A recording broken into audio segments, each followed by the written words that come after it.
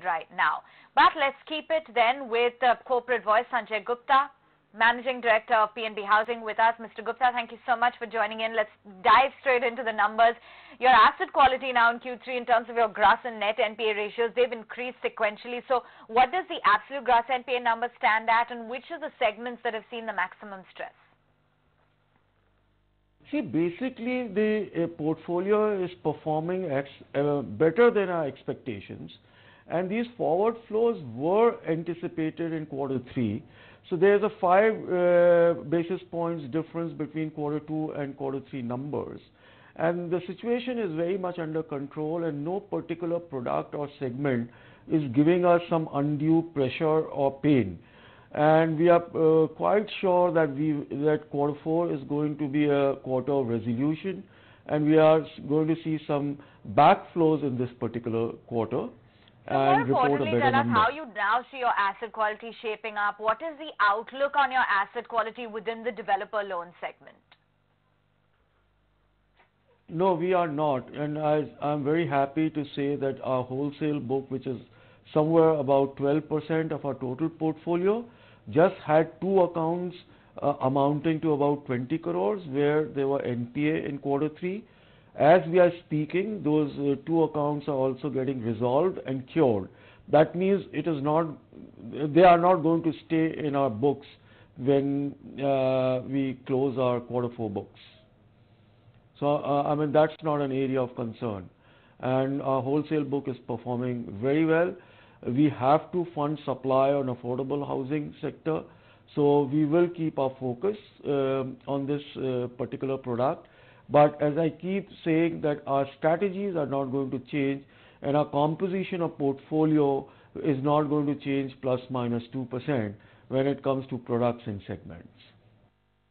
That's good to know. But, Mr. Gupta, with the increased competition in the HFC space and, of course, even the rising bond yields, how do you see your spreads being impacted, and what would be the impact on the NIMs because of that?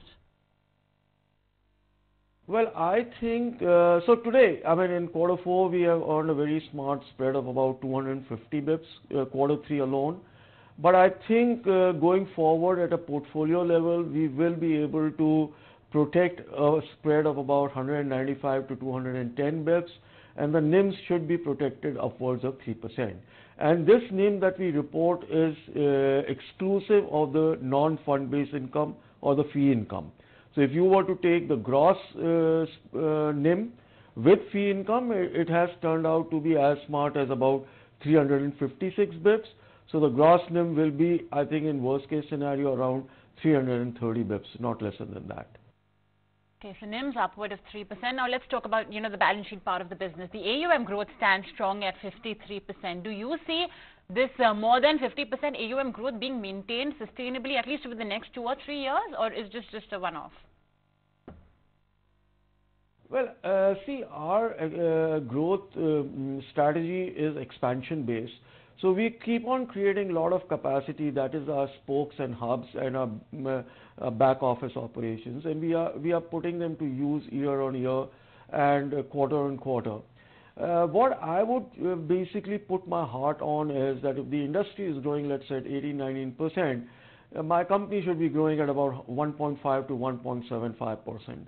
Above that is a bonus, because that is the type of capacity that we are creating year on year, So I would say, well, our teams have done a fantastic job by giving that sort of growth.